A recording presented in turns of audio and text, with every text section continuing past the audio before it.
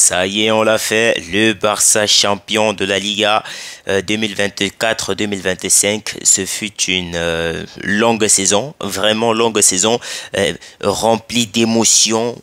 Une saison où on a vécu à un certain moment donné des braquages avec l'arbitrage et tout. Je me souviens qu'après la 12e journée, le Barça était pratiquement presque invaincu en Liga.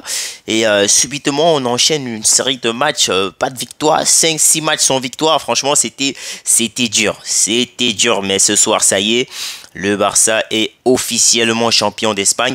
Ça aurait pu être hier si le Real de Madrid ne s'était pas imposé contre, je sais même plus c'était qui déjà, je sais pas, vous connaissez l'émotion, je suis content.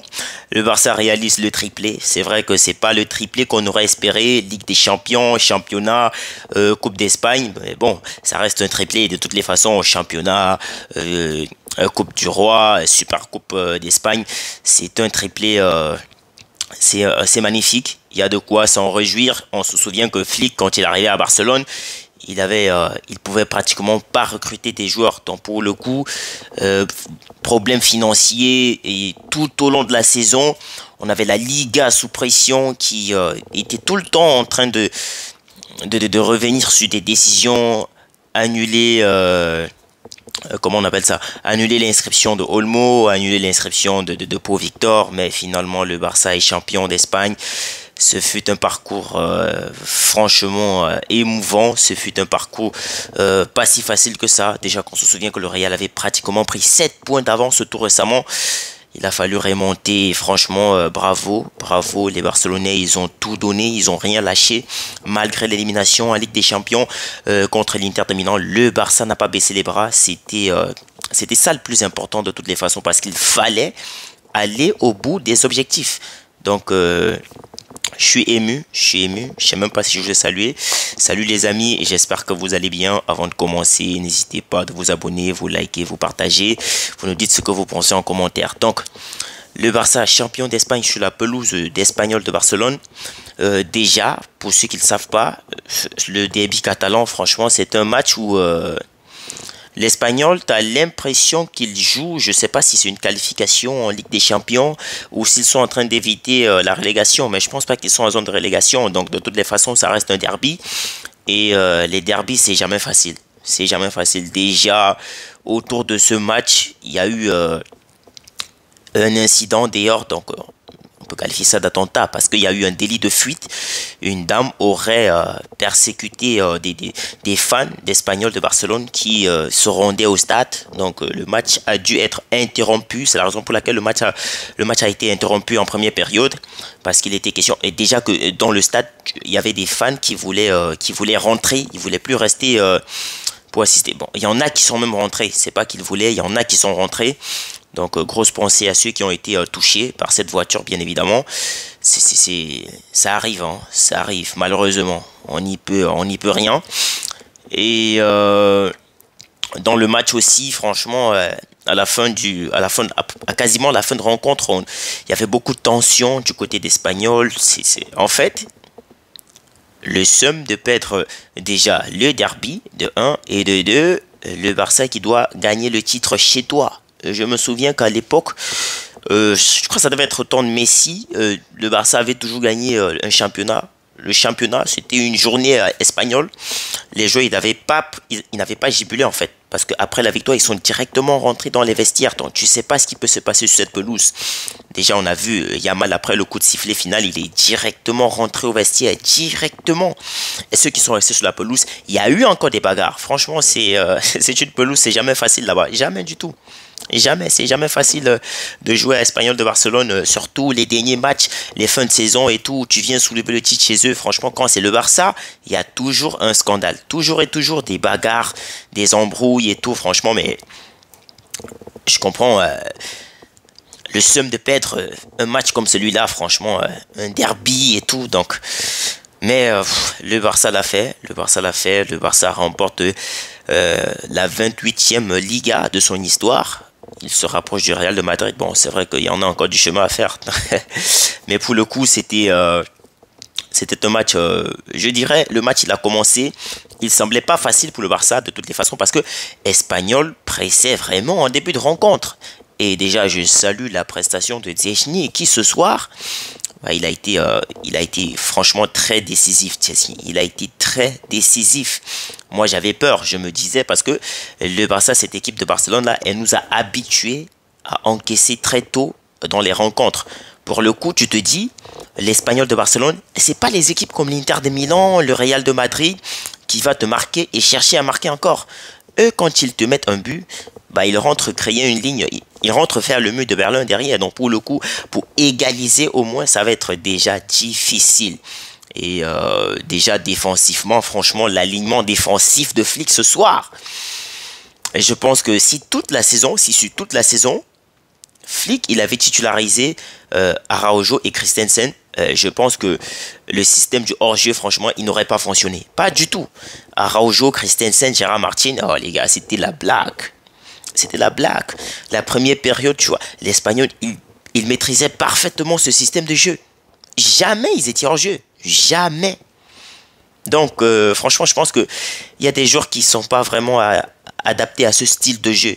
Donc, parce que quand tu regardes, en deuxième période, il y a une action, franchement, Gérard Martin, lui, il rentre, il revient, il rentre, il revient, tu te dis, mais est-ce qu'il est sérieux, lui, là? Parce que, heureusement, les joueurs d'Espagnol, ils ne regardent pas le jeu, parce que si là, ils observent Gérard Martin en train de faire les déplacements, et là, franchement, il te passe la balle, c'est but. Donc, pour le coup, franchement, je crois que cette charnière centrale, là, franchement, elle peut pas tenir, franchement, sur toute une saison. Elle ne peut pas. Elle ne peut pas tenir. Donc, pour le coup, franchement, défensivement, il y a eu beaucoup de pépins, beaucoup de fautes. Araujo qui sort sur blessure. Bon, propre établissement à lui. J'espère que c'est pas grave. Koubarsi qui a fait son entrée, bien évidemment.